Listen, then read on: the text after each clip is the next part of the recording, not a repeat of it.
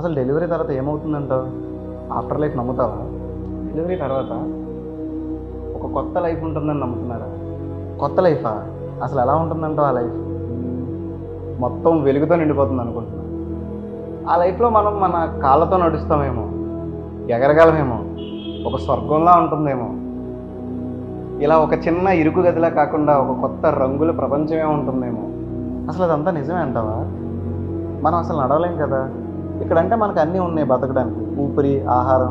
నువ్వు అంటున్న లైఫ్లో అవన్నీ ఎలా ఉంటాయి అసలు? ఏమో, నాకు తెలియదు. కానీ డెలివరీ తర్వాత అంతా అమ్మ చూసుకుంటుందని నమ్మకం. అమ్మ? అసలు అమ్మ నిజంగా ఉందంటావా? అదొక మూఢనమ్మకం ఏమో అనుకుంటున్నాను నేను. అసలు ఇక్కడ అమ్మ ఎక్కడ ఉంది? ఒకవేళ అమ్మే కానీ నిజంగా ఉంటే మనకు ఒక్కసారైనా కనిపించాలి కదా. సరే, నువ్వు అన్న అమ్మ నిజంగా ఉంటే ఇప్పుడు ఎక్కడుందో చెప్పు.